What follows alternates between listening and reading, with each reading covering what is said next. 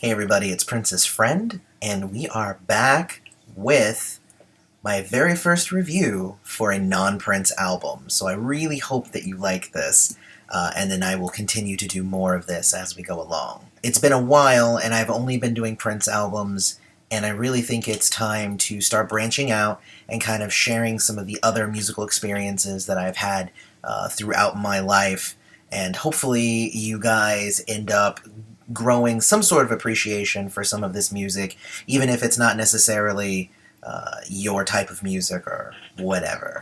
So this review is for the Smashing Pumpkins' Siamese Dream.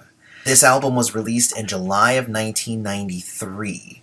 Was again the first album that I started listening to coming out of my 2 years that all I did was listen to Prince. I was absorbed in Prince, just through and through, and I would just listen to it, and then that's all I would listen to, and my friends would come over, and I'd play Prince for them, and I had a friend of mine, and his name was Matt, and he, while I was on a Prince kick, he was totally on a Smashing Pumpkins kick, like, drew on his shoes all the Smashing Pumpkin symbols, and all kinds of stuff, like, he was way into it. So I would play a Prince, and he would play a Smashing Pumpkins, and then I would play a Prince, and he would play a Smashing Pumpkins, until it got to the point where I was like, hey, you know what? Go ahead and put that Smashing Pumpkins back on. I kind of want to hear that again. You know, and it was very organic in how I came to appreciate this group. And of course, I didn't know it at the time, but while the band is, as a whole, ended up finishing this album, it was Billy Corgan, the band leader, who actually played the majority of the instruments on the album. He wrote all of the songs, he did the arrangements, and, you know, the rest of the band were off dealing with drug abuse and relationship issues and all kinds of crazy stuff that made it so that they couldn't be part of the creative process, but he ended up doing it all himself. And he went through his own issues at the same time, even going to the point of planning his own suicide. So it was an emotional, creative process, but I like the fact that something about my ear made me drawn to it, and I think it's because it's another musician who is self-made and did most of the things by themselves. I began actually kind of seeking out these people because even if their music was different, I started to become attracted to these kinds of musicians and creative types because they reminded me and they resembled Prince in their mindset. So again, even if the music didn't fit, like Smashing Pumpkins is alternative rock, which doesn't really sound anything like Prince, but I get the same feel when I listen to them. Other acts are like Nine Inch Nails and Beck and other, singular creatives that are creating these amazing albums and musical experiences. Not to mention that Billy Corgan, the lead singer of Smashing Pumpkins, actually has a higher-pitched voice, so that appealed to me a lot. This album, Siamese Dream, was the second studio album, but honestly, most people kind of forget their first album, Gish, and they kind of just jump right to this one. It's the most acclaimed by most. It got them a lot of awards at MTV and all that stuff. It debuted at number 10 on the charts, which is actually really hard for a new rock band in 1993 to do. That's when gangster rap and bubblegum pop was kind of all the rage. And, I mean, it's just pretty awesome just what this band was able to do. And, of course, the band is Billy Corgan, and then the bassist name is Darcy. The guitarist is James Iha, and then the drummer's name is Tommy Chamberlain, and together they have a really, really awesome not only sound, but also the way that they look. Again, coming from Prince, I'm used to different people of different colors and nationalities and races and genders and all of that kind of mixed together, and that's also, I saw that reflected in the Smashing Pumpkins. So the Smashing Pumpkins was two white men, but an Asian man and a white woman as well. And I loved the idea that there was a woman in this band and she was freaking rocking it. And there were a few other bands like Courtney Love and stuff like that where women were at the forefront, but for the most part, rock bands were 3 dudes or 4 dudes, and they were all white dudes, and that's just what it was. I think it was really important for this band to meet me and really kind of change my view on what rock music was. So, and again, I'm talking about the band as a whole. The album that we're reviewing is Siamese Dream. It's the album that broke me out of my Prince-only listening streak. So let me tell you why it's awesome.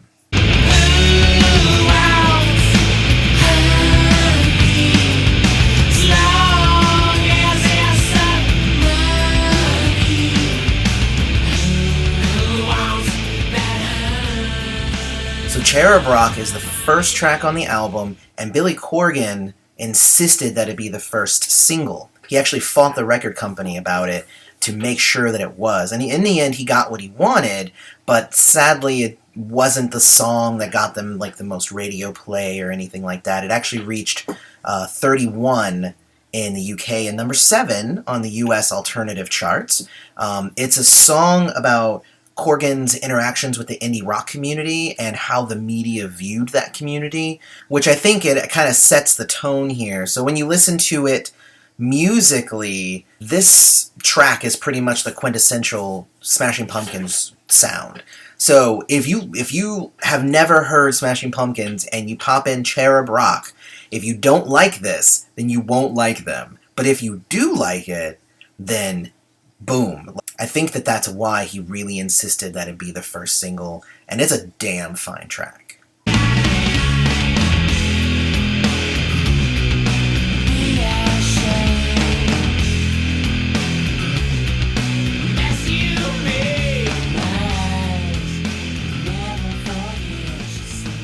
So this song is really cool. It's got like a climbing octave groove that it does during the verses. And then this is actually a song that reflects Billy Corgan's depression at the time, essentially saying that his prayers have gone unanswered, and God remains quiet to his pleas for help.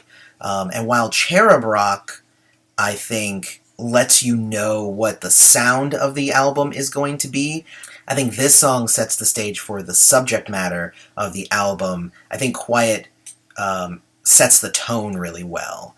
So this is about, because the album going forward from here is a lot about depression, spirituality, and overcoming those bad things to eventually become a happier person. And these two songs together, Cherub Rock and Quiet, I think is a very good beginning to this album. You just really can't get much better than those two.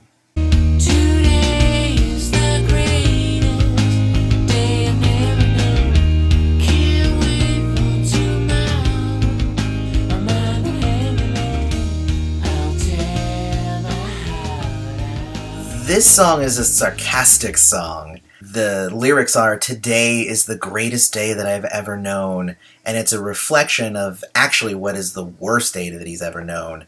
On this day, he would burn his eyes out and rip his heart out, and it'd be a better day than it is.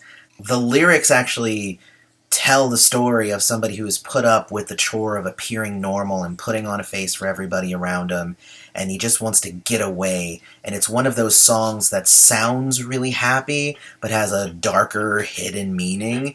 Other bands that do that sort of thing are like The Police and The Cardigans, just to name a couple.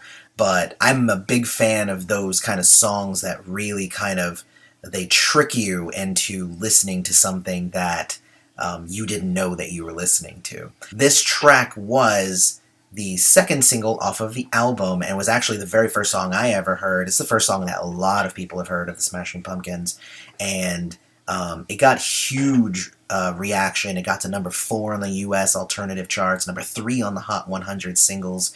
It got to number 44 in the UK, but it's a really good showing for the band. It had a video that went along with it where Billy Corgan was driving around in an ice cream truck, and James Iha looked like a woman because he was wearing a dress, and they were painting all over each other, and it's kind of really psychedelic. It's basically one of the songs that they're known for now. It's either this one or Bullet with Butterfly Wings, which was off of their follow-up album to this. Really, really good song.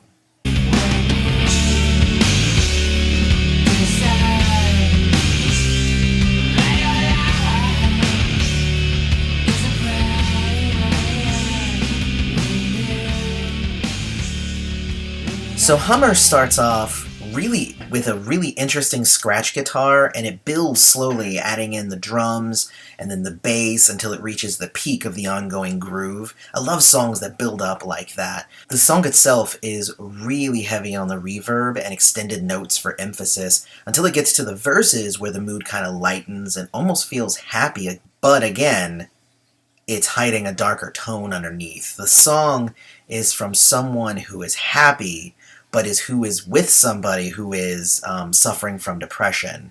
And it's all about wanting to make them happy, but ultimately knowing that you really can't.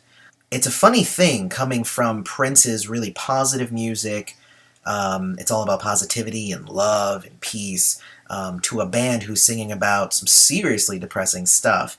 At the same time, I believe that it takes exploring all aspects of being human to really know what it means to be human, and you have to know the joy and the sadness to appreciate both.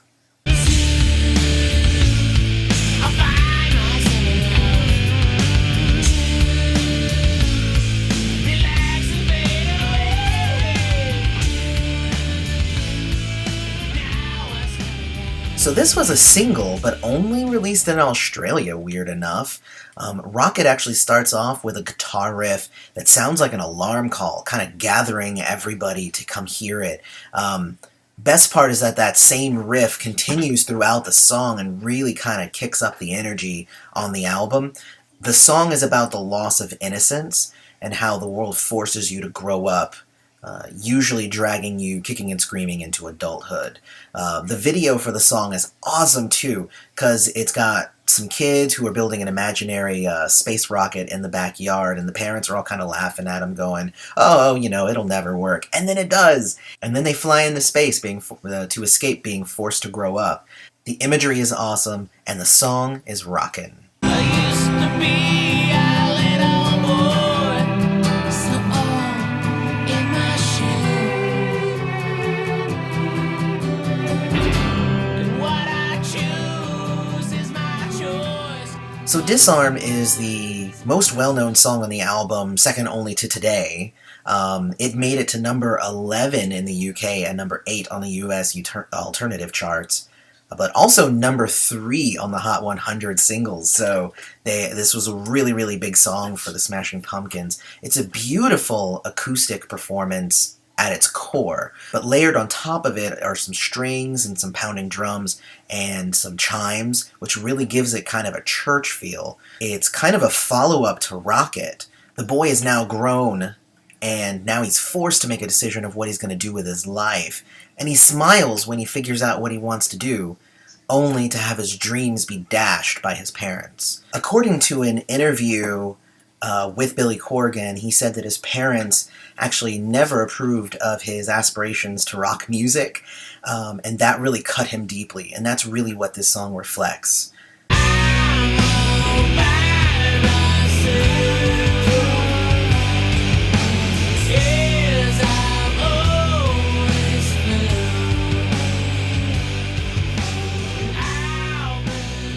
So this is a really pretty song, which it starts off soft and pure for the first part of the song, only to grow into a pretty hard rock song for the second half, and then dying back again at the end.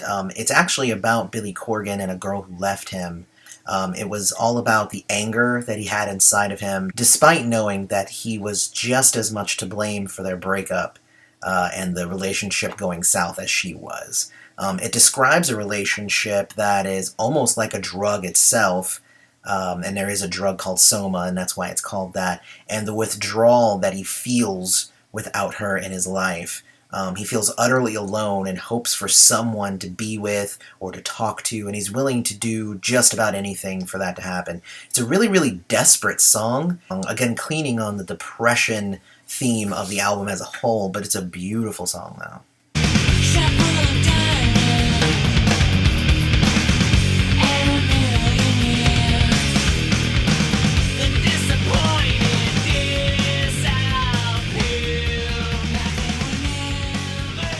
here we return to the upbeat rock found in Cherub Rock, track 1. This song's lyrics don't have a single cohesive meaning. Instead, it's a bunch of loose ideas made to create imagery and to get the listener to ask questions. The themes match the rest of the album with the loss of innocence and depression, etc., but trying to find meaning in these exact lyrics is actually really hard. The lyrics, words can't define what I feel inside, who needs them, I think is really telling for the song as a whole. I have to say this, though. This song rocks from beginning to end.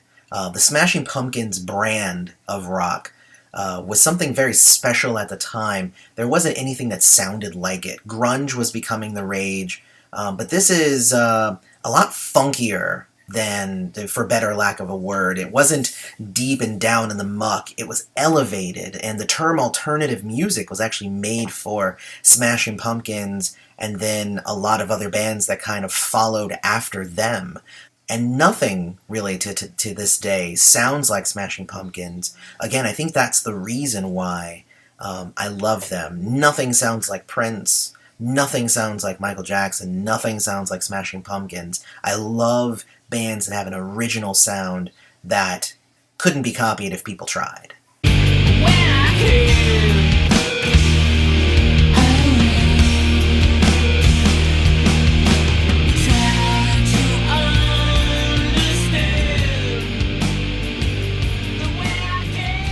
So this track is a weird one.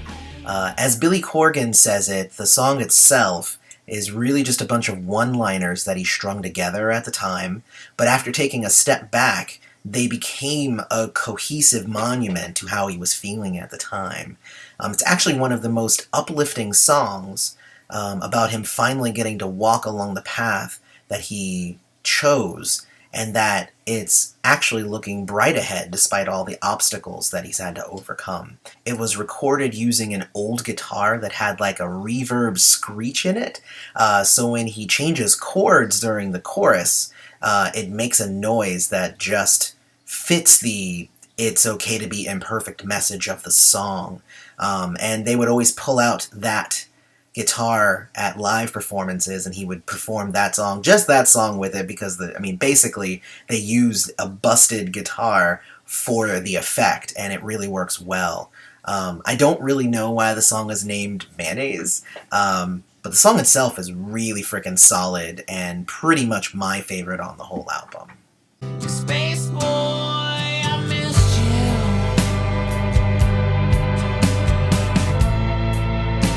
Spinning round the hill. So Corgan wrote this acoustic song with his little brother Jesse in mind. See, Jesse had cerebral palsy from birth, but even though he was fine mentally, people always looked at him like he was different, and they treated him different. Corgan tapped into this feeling for this song, and he's singing it to his brother and saying, "I get it now. This is what you've been feeling your whole life, and I'm feeling it now, and it's going to break me. How do you feel this, and how do you stay so strong?"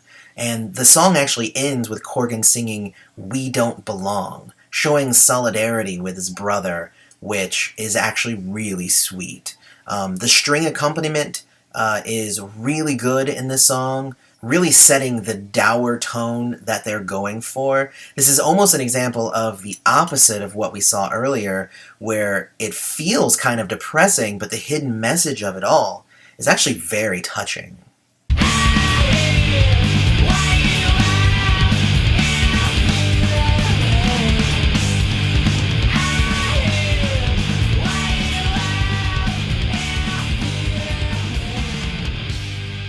And this is another Smashing Pumpkins rock spectacular. Oh man, this song rocks. The verses die down into just Corgan and the drums, but the chorus drives the rock up to 11, and it really brings it home. Lyrically, it's a pretty straightforward song about a breakup and the fallout, a chaotic one if we're going to take the music as a cue, because it kind of goes up and down and up and down in all the different directions, and it's just kind of crazy. The song originally ran for 45 minutes when performed live, but they were able to cut it down to just under 9 minutes for the studio cut. But man, this song rocks. And if you want to listen to some good rock music, listen to this song, Silverfuck. Sweet, sweet, sweet, sweet little Anthony. I don't know just where you've been, but it's So this song is about the refusal to change even though everybody wants you to change. Calling back to Rocket and Mayonnaise, it's a really optimistic song that starts and ends really kind of quickly. The song is actually just 1 minute and 39 seconds. It's acoustic without a lot of flashy instrumentality, but it's really powerful. He has fought through a lot to get here, and he's telling you, you fought a lot to get here, so don't change for anybody, no matter where it takes you. And that is a positive message. I'll sing for you. If you want me to, I'll give to you. And then the final song, Luna. So in Billy Corgan's words, my guitar has been painted day glow at the hands of a sweet madman. I sing a love song in an empty room. It is for the moon. It can never be for the one you love. And the moon has been the symbol of new love for centuries as love waxes and wanes, bringing in the opportunity of new hope. So in my opinion, it's not even just a love song to the moon, it's a love song to being in love. Unlike the other songs on the album that are rocking and fluctuate between hard and soft, Luna starts soft and stays soft. There's no more doubt. There's no more hurt. It's all about looking forward. It's the perfect song for this album to end on, as the journey that we've taken through the heartbreak and the depression leads us to the eventual optimism, and then it ends with this beautiful love song to the moon. So in conclusion, oh man, the Smashing Pumpkins' Siamese Dream is definitely their magnum opus. They've had some amazing hits in their time, and I actually love all of their albums, but nothing compares to the first time that you've entered their music, and most people enter it through Siamese Dream. And the best part about them is they are very in your face, and they're very, here we are, take us for what we are, and I just think that they're amazing. I think that this album had the right mixture of hard and soft for an album, and it tells a story overall. I love concept albums. The story is uplifting, so if you're strong enough to get through the beginning songs that are very, very buried by the feelings of depression, if you listen to the album as a whole, it gets you there. It gets you to that positive place, and you almost feel cleaner and more present after listening to it. I'd say that the album is pretty much the perfect Smashing Pumpkins album. There are no tracks wasted on this album. Every single one of them is awesome and poignant to the theme. So what did you think of Siamese Dream? Let's talk about it in the comments.